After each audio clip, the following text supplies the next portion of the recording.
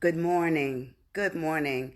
It is a Saturday morning, and I'm glad to be here with you just to say we are all quarantined, but we have a message. I have a message for you this morning to say, hey, look, in your spare time for quarantine, find something that is reflective of who you are.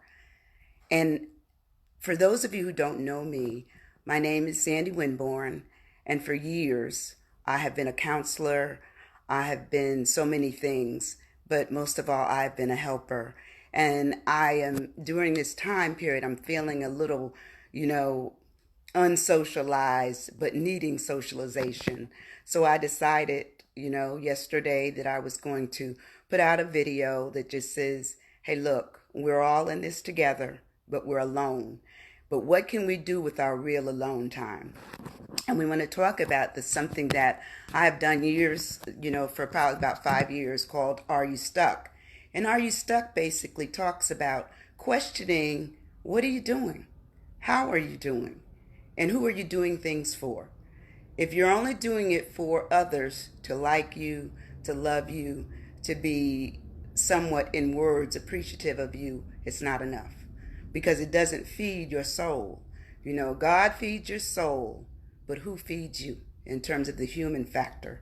You have to also be in your own presence, not in the presence of others all the time. So this gives us time to be reflective and talk about who we are, what we could be doing, and a period of what I call don't look back. I'll give you a little bit about my background. I was born and raised in New York. I'm from a family of 10. I'm the 10th child. So by the time I came along, there were no more pictures. There was a kudos of, oh, you cute and all that, but it didn't last very long because, we were all taught to be survivors. I happen to be the one that has survived a long time and in a position to help others. And so I've used what I learned from coming from a big family.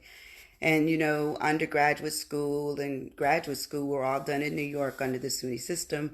And then, of course, I got my PhD from Capella University in the area of adult education.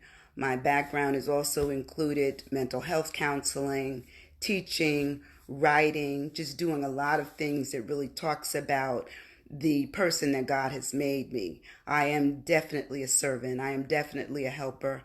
I definitely want to do things for people. And so when I woke up yesterday morning with this concept of do what you've always done, and I know I'm usually very busy, but this time of quarantine has really allowed me to be reflective on what it is going forward. And probably about 4.5 years ago, I did a program with the Acts Reentry Program with Bishop Leon Rankins, which were dealing with, convicted felons who were coming back out of a prison system that really said that they had to reorder their steps going forward, or they would be doing nothing but looking back. And so I created a program called Launching Opportunities in Transition. This is the little cards. I made up all these cards, and it really talks about, the fact that we can't change what we've done, but we certainly can change how we go forward. We can change how we feel about it. We can change how excited we could be about it. And certainly we can change what we expect from it. Change is always good. Sometimes we have to go through difficult change to make a good change going forward. So in looking at this, I said, well, how can I help others? I'm quarantined. They're also quarantined, so I can be a little social. And so the excitement of being social just said, well, look, go back, Sandy, to some of the things that you used to do. And so the LOT program we're going to talk about, but under my original umbrella of my concept for my business, which is called Winnie and Associates, LLC, and it deals with the educational aspect of helping people. I've helped people finish up their doctorates. I've helped them look at introspective things of who they are, what they want to do, what they need to do. And I don't answers. I help them take time to investigate. Everybody that's ever worked with me has probably known about how I look at, the responsibility or the responsibleness of being your own investigator. You will never know what it is to go through something if you don't go through it. And so my doctorate really dealt with looking at multiple intelligences is the fact that so many of us have been, almost convinced that the only way to go is to stay in one direction. And a lot of times the direction it's not enough, but we stay there anyway. The area of occupation gets bottlenecked and we stay there anyway. The love we think we cannot live without, and they're abusive, or they're certainly not supportive in any way, and we stay there anyway. All these things ostensibly tell us that we have to do better. How can you do better if all you do is stay in the same direction? So what I ask people to do is sample a little bit. Find out what else is going on in your life and how you can improve it. What can you do to improve your life and your situation? Well, one of the things is examine your your backwardness, or what's behind you, only long enough to bring it forward to remember what you did. And one thing I can honestly say, I love, my pastor, Dr. Lonnie D. Wesley III, who always talks about we're not sinless. We've done some things we shouldn't have done, gone places we shouldn't have gone. He always says this, touch things we shouldn't have touched, been with people we shouldn't have been with. All right, that's okay. We can't change those things. That's then. But now going forward, how do we look at life? And this opportunity for quarantine sets us up with opportunity to change some things going forward. Look at your friends. Look at how many people have really heard from any of their friends while they've been quarantined. If you're just seeking a like or a love, and I got to tell you, I love everybody, so it exudes from me. So I will give a love to everyone, even if I know they may not, care for me, or I've never done anything to them, but they feel that I have. Okay, it's still, I'm going to love you, because the Bible says you can love your enemy. So I'm going to do that.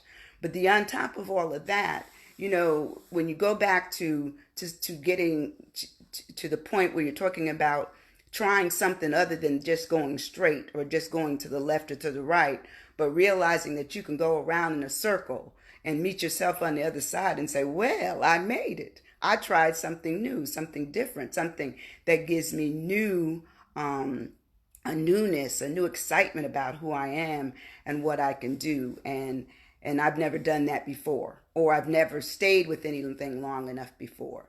And so what I do is I encourage that. And my doctorate specifically spoke to multiple intelligences.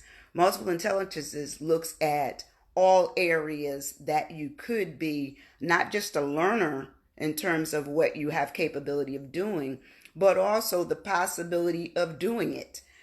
Such as if you're a learner, will you learn by music or with music? Or you really only learn when people are talking to you auditorily, or you learn kinetically, you learn with movement, all those things are mathematics. All these things are by nature. They're all part of who you are.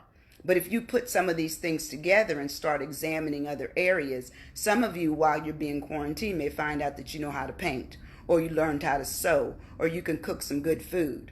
And I encourage you to cook good food. I encourage you to stay out of the markets and the stores. I try to go once a week, and I've already gone twice this week, and so that makes me a little disappointed because the enemy is out there. In your house, you are much more safe than being someplace else. Now if you got a whole bunch of people coming in, well, I don't know about that. But the point is that if you try looking at some other areas that you have interest in, but you've never tried to experience, try it. Try and see what will happen. See what else you can find on the other side of quarantine, on the other side of who I am today and who I will be tomorrow, who I will be next month, or whenever the quarantine is up. And come out with a new attitude. Come out with what I call a sense of not only self, but also purpose. And not only that, to know who you are, to want more, to want to be somebody, not just for other people, but for yourself. For me to be alone is actually been a good thing. I've encouraged my daughter, if she has to stay at her place, okay. We're good with that. But the point is, if we're sick or she's sick, we're going to be there for each other. But the point I'm making is do for you.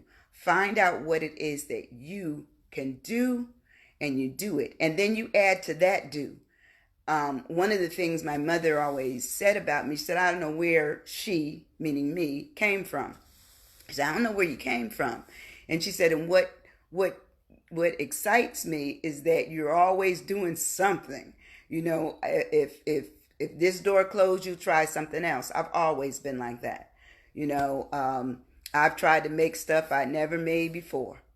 Tried to accomplish things that I never tried before. In fact, when I was deciding that I wanted my doctorate, everybody said, well, you already have a decent job with the government. You don't need a doctorate. Well, God didn't put it in their spirit. He put it in my spirit. This was something that I needed to do for me. And I stayed at it because he put it before me as something to not only challenge me, but to complete. And that's what I'm saying to you. Try something else, complete something else, and know who you are. But let's go back a minute to the book of where we talk about Lot, which is in Genesis 19 to 26. And really it speaks to, actually, 1926. It really speaks to the fact that Lot was a man who lived in an area that really said that things weren't going well in that area. And of course, everybody knows that it was Sodom and Gomorrah. And he was really told, you need to leave. There was some great men, some people who said, you need to leave because the city is going to be destroyed by God. And sometimes we don't always know that we're in a fire or near a fire, but yet and still we get burned, and we're the first ones to say, well, I didn't know the fire was there. Well, sometimes, once again, that's the human side of us wanting to be in the mix of things. But sometimes we have to separate long enough to find out where we can go forward and how it will work for us. So we talk about Lot. And Lot was told, not only leave the city, but take your family. And don't look back. That's the title of this. This card says, don't look back. Because in the Bible it said if you look back, you would turn into a pillar of salt. Well, to me, if I'm going to turn into a pillar of salt, I'm no longer going to be here. So I have to look at how can I go forward? What else is there for me that doesn't require me to be diminished in who I am? So if something changes for me in what I'm currently doing, then I got to do something else. And if you text me, I will try to put this up online and make it available to you. And I will give you my information in a minute. You can text 850-206-4814. Once again, 850-206-4814.